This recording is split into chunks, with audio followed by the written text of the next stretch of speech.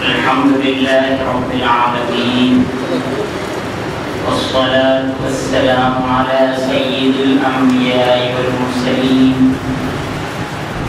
وعلى آله وصحبه وأولياء أمته أجمعين. أما بعد، قال الله سبحانه وتعالى في كلامه القديم بشأن حبيبه الكريم: إن الله وملائكته يصلون على النبي يا أيها الذين آمنوا صلوا عليه وسلموا تسليما. اللهم صل على سيدنا ومولانا محمد وعلى آل سيدنا ومولانا محمد في عدد كل معلوم لك. محترم المقام،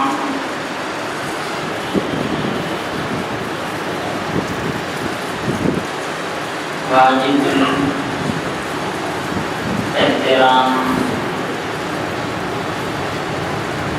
سجادہ نشین شیخ الاسلام حضرت سید افتخار الشاہ وطن قدس سرہ جناب سید ولی اللہ حسینی ثانی چشتی قادری حسینی مدنی دامت برزوں عزیزان گرامی، آپ تمام حضرات یہاں پر جامع مسجد چشتی چمن میں جشن معراج سننے کے لیے، تذکرہ معراج شریف سننے کے لیے جمع ہوئے ہیں.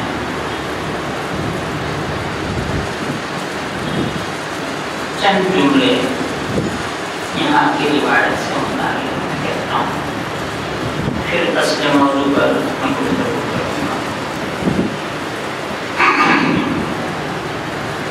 دو باتیں آپ کے اپنے ذہن میں یہ ہونی چاہیے کہ یہ مجمع عام نہیں ہے، یہ مجمع خاص ہے، یہ خاص مجلس ہے. یوں تو حضور اکرم صلی اللہ تعالی علیہ وسلم جب معراج تشریف لے گئے اور پھر واپس تشریف آئے، جب سے لے کر آج تک سارے عالم میں اس زمین پر اور آسمانوں میں آپ کی معراج کی خوشیاں منائی جاتی ہیں. خوشی کا دن ہو، خوشی کا رات، خوشی کی رات ہو یا خوشی کے لمحات ہو، اس مخصوص موقع کو ہماری اصطلاح میں، عجم کی اصطلاح میں، ہندوستان کی اصطلاح میں، ایران کی اصطلاح میں، افغانستان کی اصطلاح میں، عجمیوں کے نزدیک لفظ جشن کہا جاتا ہے. یہ فارسی لفظ ہے اور عرب میں خوشی کے دن کو عید کہا جاتا ہے. بہرحال یہ چشتی چمن میں 125 سال سے زیادہ عرصے سے جشن معراج النبی صلی اللہ علیہ وسلم منایا جاتا ہے.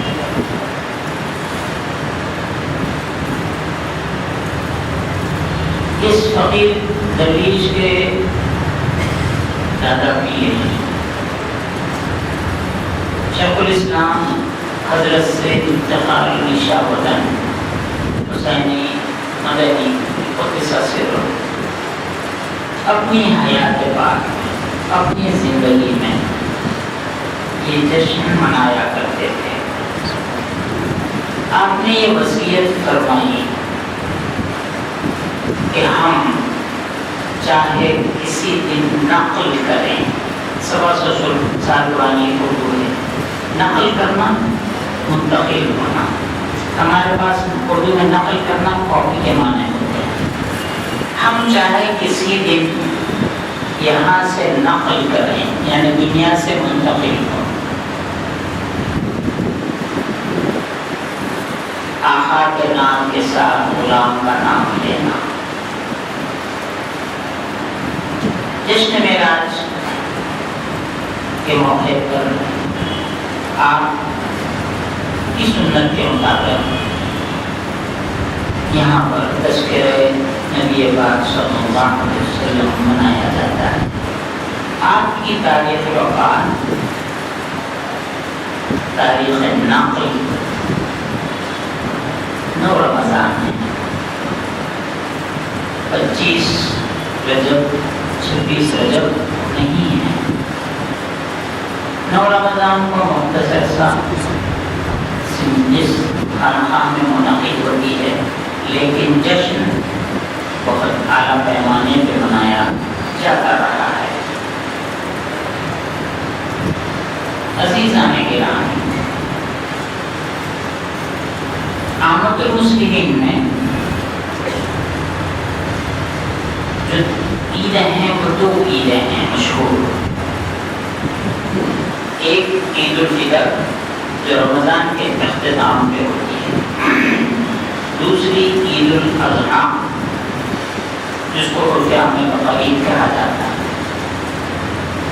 لیکن ان عیدوں کی عید الاعیاد حضور صلی اللہ علیہ وسلم کی ولادت پاک مانی گئی ہے۔ یہاں پر ہمارے پاس یہ معراج شریف بھی عید ہے۔ اب آپ جانتے ہیں کہ پرائمری اسکول سے لے کر high school, intermediate, graduation, post graduation, doctorate, P H D, آپ نیچے کی کلاس سے اوپر تک چلے جائیے، کسی ٹیچر کو چیختا ہوا نہیں پائیں گے، اور کلاس میں بچوں کو نعرہ مارتے ہوئے آپ نہیں سنیں گے۔ درس کی یہی کیفیت ہوتی ہے۔ اگر کلاس میں استاد پڑھائے تو درس کہلاتا ہے، اگر شیخ طریقت اپنے خانقاہ میں تعلیم دے تو اس کو تلقین کہا جاتا ہے۔ اب میں معراج شریف کے چند نکات سمجھاتا ہوں۔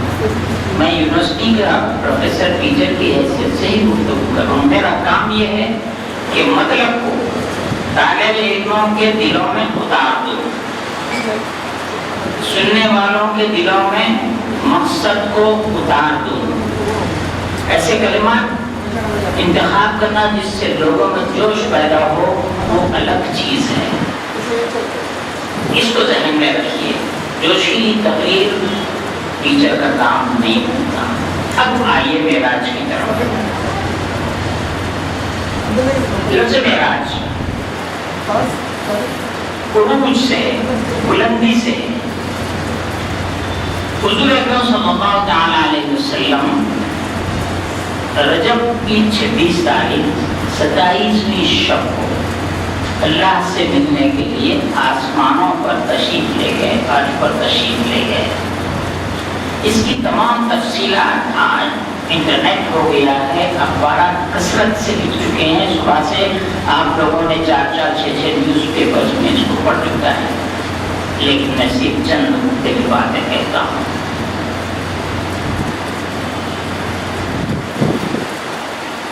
دو چار باتوں کے بعد آپ اصل نقطے پہ پہنچ جائیں گے۔ 27ویں شب کی حضور اکرم صلی اللہ تعالی علیہ وسلم ایک روایت کے مطابق حتیم میں کعبۃ اللہ شریف کے اطراف بازو ایک حصہ اس طرح بنا ہوا ہے جو گولائی کی طرح ہے، وہاں پر آرام فرما رہے تھے۔ اور ایک روایت میں ہمیں آنے کے گھر میں جبریل امین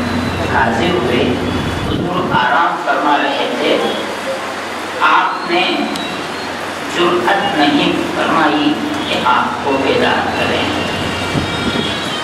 اور اللہ کا حکم تھا کہ میرے حبیب کو میرے پاس لاؤ۔ آپ نے اپنی آنکھوں کو حضور پاک صلی اللہ علیہ وسلم کے تلووں سے مس کیا، آپ بیدار ہوئے۔ وہاں سے سفر شروع ہوا۔ میں تفصیلات کو طرف کرتے ہوئے مطلب کی طرف جاتا ہوں، وہ بات یاد رکھیے جو میں آپ کو سمجھانا چاہتا ہوں۔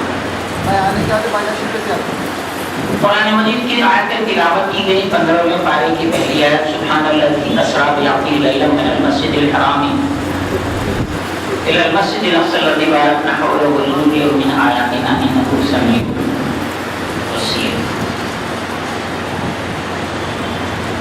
پاک ہے وہ ذات جو لے گئی اپنے بندے کو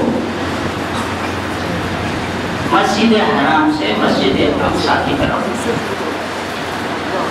وہاں سے میں توجہ چاہوں گا،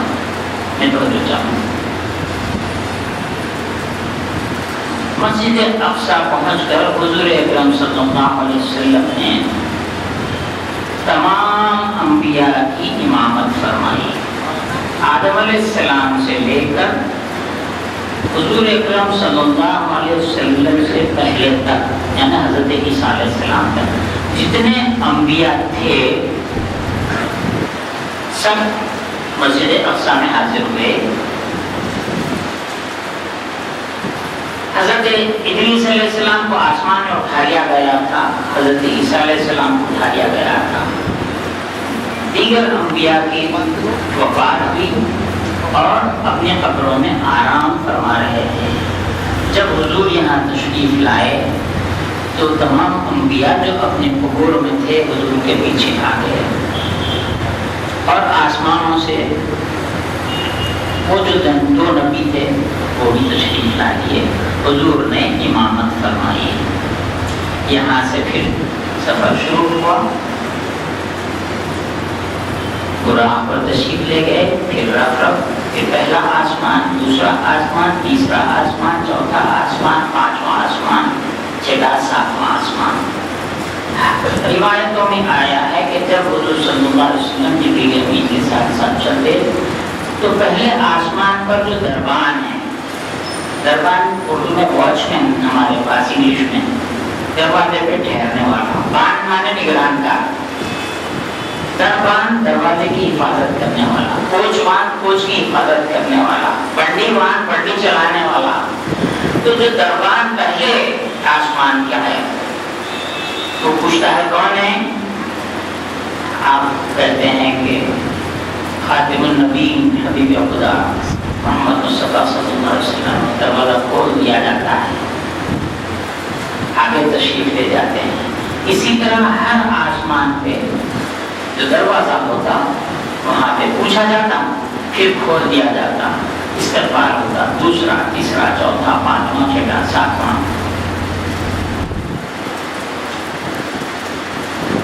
یہ تمام باتیں آپ سن چکے ہیں۔ مدرسین کے اعتراضات بھی میں سمجھا دیتا ہوں، میں کوشش کروں گا کہ جلد تکمیل کروں۔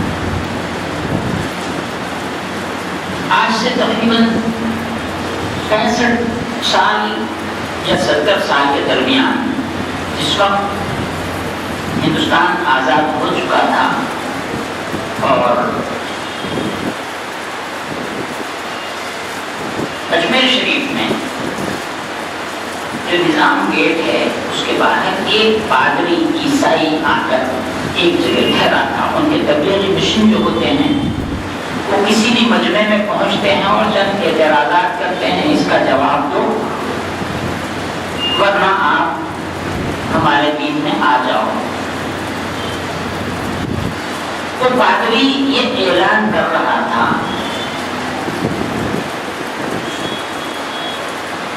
کہ آپ لوگ کہتے ہو کہ آپ کے نبی معراج میں تشریف لے گئے، پہلے آسمان کا دروازہ تھا، وہاں پر دربان تھا، دروازہ کھولا گیا، پھر گئے، دوسرا دروازہ، تیسرا دروازہ، چوتھا دروازہ، پانچواں دروازہ۔ یہ آسمانوں میں دروازہ کیسا ہے؟ اور گئے کیسا، یہ مجھے بتلاؤ، میں مسلمان ہو جاتا ہوں، نہیں تو آپ عیسائی ہو جائیے۔ جب اجمیر شریف غریب نواز کا عرس شروع ہوا، اس کو میرے پیر بھائی سید عبد القادر رحمۃ اللہ علیہ نے اس وقت موجود تھے، مجھ سے بیان کیا۔ وہ پادری اپنا ایک چھوٹا سا میز لگایا اور مائک لے کے بولتا تھا، پھر خاموش بیٹھتا تھا، پھر کچھ دیر سے اس طرح عرس شریف کے 6 دن کے تقاریب پھر کل کی محفل تک یہ روز بولتا رہا۔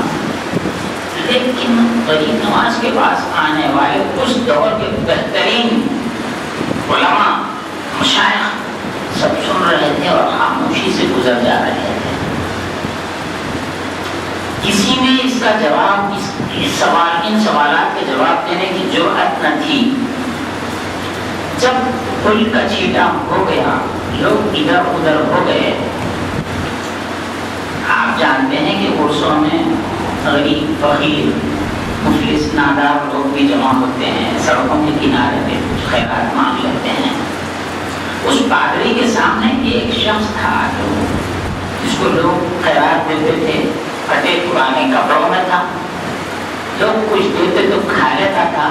یہ 8-10 دن اس پادری کے اور اس فقیر کے درمیان شناسائی ہو گئی، کیونکہ یہ وہاں بیٹھا ہوا ہے، وہ فقیر وہاں بیٹھا ہوا ہے۔ اس نے اس کو دیکھا، اس نے اس کو دیکھا، یہ 8 دن تک ایک دوسرے کو دیکھتے رہے، اجنبی نہیں رہے۔ اس کے کھانے پینے کو دیکھتے رہے، اس کی عادتوں کو وہ دیکھتا رہا، پادری دیکھتا رہا۔ یہ اتنے دن گزر گئے، جب جدھر کا ادھر کورس کا مجمع ہو گیا تو اطراف دکانوں والوں میں لوگوں میں بے چینی تھی کہ ختم ہو جانے دو، اس کا بتائیں گے۔ یہاں آ کے ہمارے مجمع میں ایسی بات کرتا ہے، دکان والے چاہتے تھے کہ مار پیٹ کریں۔ اب لوگ متوجہ ہوئے، پادری صاحب کیا بول رہے تھے، 8 دن سے بولیے آپ۔ تو تھوڑا گھبرایا، پھر ہمت سے بولا، یہ بول رہا تھا مجھے جواب دیجیے، میں مسلمان ہو جاتا ہوں۔ نہیں تو آپ چھوڑ دیجیے وہ دین، میرے پاس آ جائیے۔ اتنے علماء آئے، مشائخ آئے، جواب نہیں دیے، آپ لوگ کیوں لڑنے آئے؟ سامنے جو فقیر بیٹھا ہوا تھا، جو لوگ دیتے تو کھا لیتا تھا، وہ فقیر اٹھ کے آیا، آ کے بولا میں جواب دیتا ہوں۔